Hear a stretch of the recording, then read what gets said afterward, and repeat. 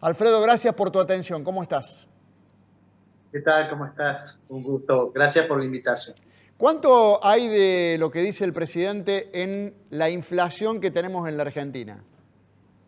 Bueno, yo diría que para ser un poco más preciso y un poco más benevolente con los juicios que hemos escuchado respecto de las afirmaciones del presidente, lo que uno sí puede decir es que hay un componente de expectativas que tiene que ver con que las personas piensan que va a seguir habiendo inflación.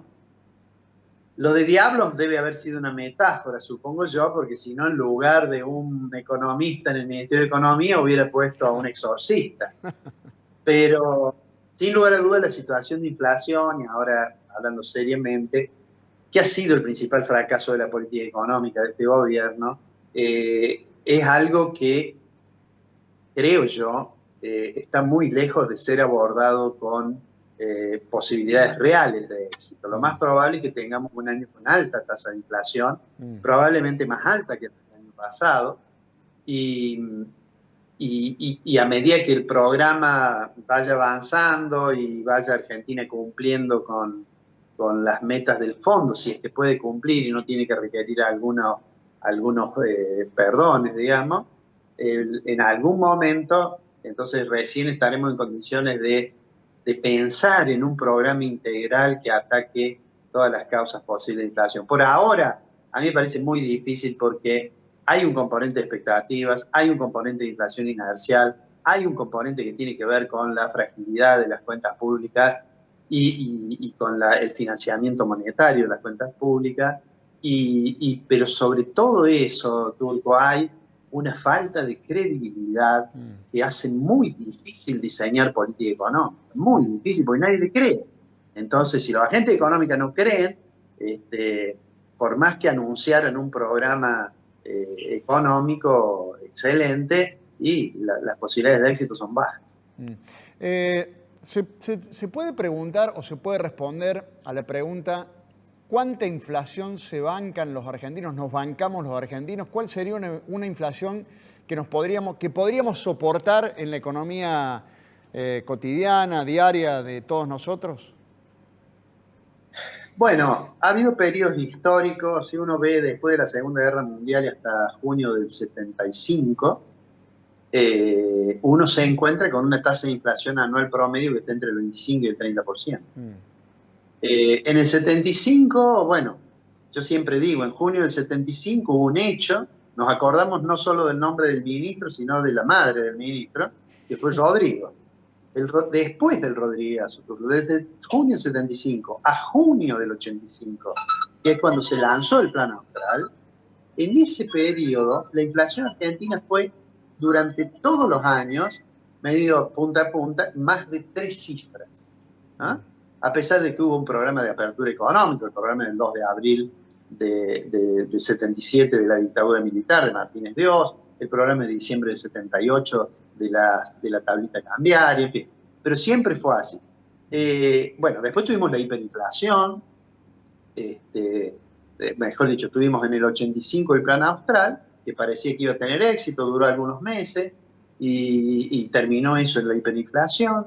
Entramos con la convertibilidad, volvimos a tener la esperanza de que Argentina se estabilizaba, la tasa de inflación bajó mucho, tuvimos el estallido del 2001. Entonces digo, el problema es que hay una película que se llamaba El pasado lo condena o El pasado te condena. El problema en Argentina es que hay un historial de inflación que hace quebrar las expectativas inflacionarias y caminar hacia la estabilidad sea muy difícil. Lo que sí sabemos es que cuando la tasa de inflación es muy alta, como es ahora, más del 100%, bueno, eso empieza a inhibir la posibilidad de crecimiento económico. Además, deteriora los ingresos de los que perciben ingresos fijos, como son los asalariados, los jubilados, etcétera. Eso termina finalmente generando una caída del nivel de demanda agregada y la economía entra en esos procesos que se llaman estanflación, ¿no? Yo honestamente creo que el gobierno debería haber presentado, primero creo que el acuerdo con el fondo debió haberlo firmado mucho antes, pero además debería haber presentado un programa discutido con todos los sectores, no solamente con los sectores sindicalistas, empresarios, sino con los sectores políticos, un programa de lucha contra la inflación que abarcara los 4 años de su gobierno. Claro. No es una tarea fácil, ¿eh?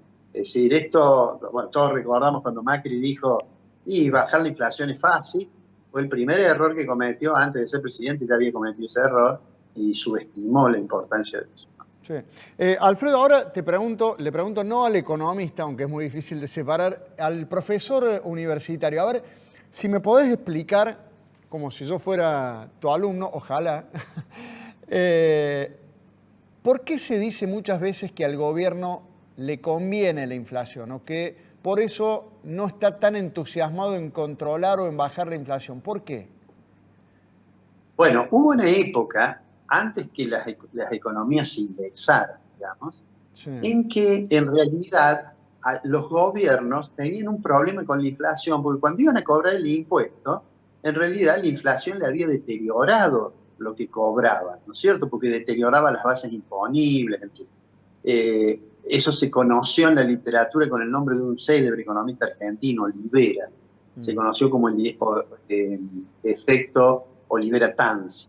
Pero eso fue hace mucho tiempo. Después los sistemas tributarios, primero los plazos para recaudación comenzaron a ser más breves y a su vez los gobiernos comenzaron a gravar sobre, digamos, y a percibir sobre el nivel nominal. ¿Qué quiero decir con esto?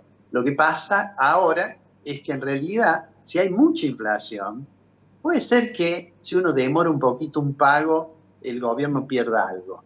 Pero lo que sí es cierto es que cuando hay mucha inflación, se licúa parte del gasto público. El gasto público en Argentina, digamos, básicamente es lo que uno podría llamar salarios, gasto social, previsión, ¿no? Jubilaciones. Los gastos de previsión. Jubilación. Entonces, bueno, los ajustes se demoran de eso, ¿no es cierto? De los salarios, de las jubilaciones. Y entonces lo que en realidad pasa es que en términos reales, el gobierno gana cuando la tasa de inflación es un poco más alta. Y por esa razón es que muchos sugieren, yo no comparto totalmente, pero muchos sugieren que el gobierno no quiere bajar mucho la inflación. ¿Por qué? Porque para cerrar las cuentas públicas, en este programa digamos, y dar contenido al programa de facilidad extendida del Fondo Monetario, tiene una senda fiscal, un caminito que va reduciendo el déficit fiscal como porcentaje del producto. Y entonces dicen, bueno, si hay inflación, lo vais reduciendo no porque baje el gasto voluntariamente, sino porque va a bajar el gasto público de salarios, previsión o transferencia gracias a la inflación. Bien.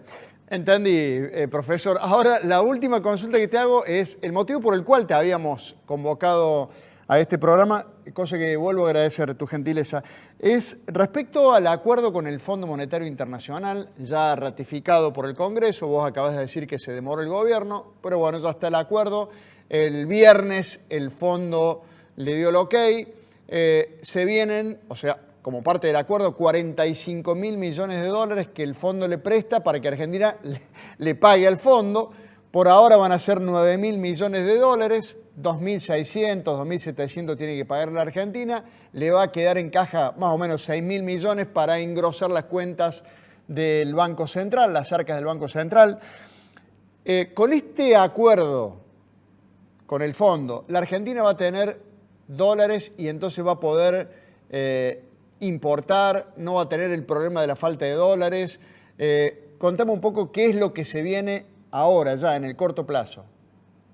Bueno, teóricamente esos fondos adicionales, digamos, que recibiría por encima de lo que va a pagar, y que tiene que ver con que son fondos que Argentina ya pagó, ¿no? Porque veníamos pagándole, ¿no?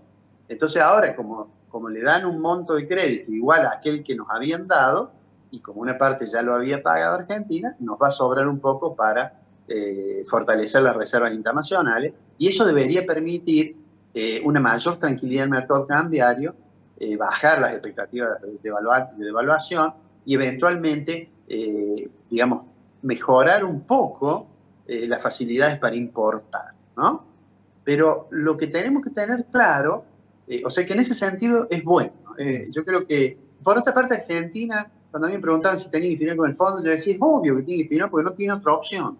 No había otra opción. La otra opción era una opción muy mala, que era caer en un incidente de impago, de camino al default. Entonces, pero, y acá me parece que hay una cuestión que es importante respecto a lo que me preguntaste, ¿no? Pero lo que hay que tener claro es que este programa no resuelve los problemas por los cuales llegamos a esta situación. Este programa es como si yo le debo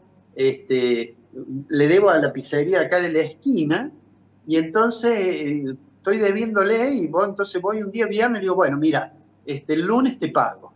Estoy tranquilo el fin de semana, ¿cierto? Bueno, lo que le hemos dicho al fondo es, mire, si usted me da la plata, ¿no es cierto? Yo le pago lo que le debo y esto se lo voy a empezar a pagar, que va a ser otro gobierno, un poco más adelante.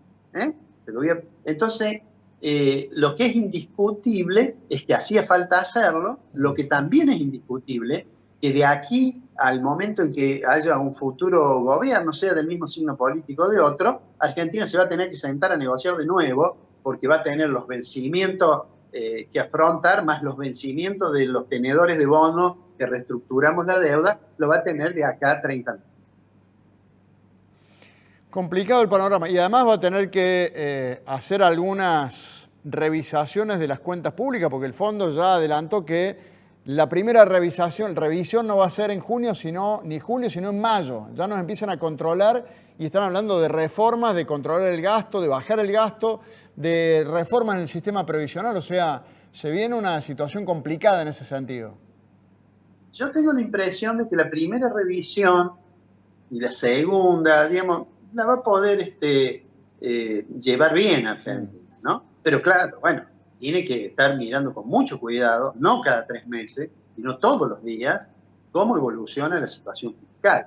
Yo creo que hay otro punto que es complicado y que me parece que es, te diría, más complicado que lo fiscal, y que es el compromiso de no monetizar, es decir, que la asistencia financiera del Banco Central al Tesoro no excede un punto del producto.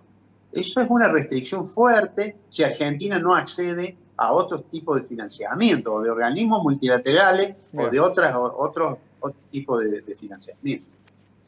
Alfredo, un gusto tenerte con nosotros de nuevo. Gracias por tu atención. Un abrazo cordial.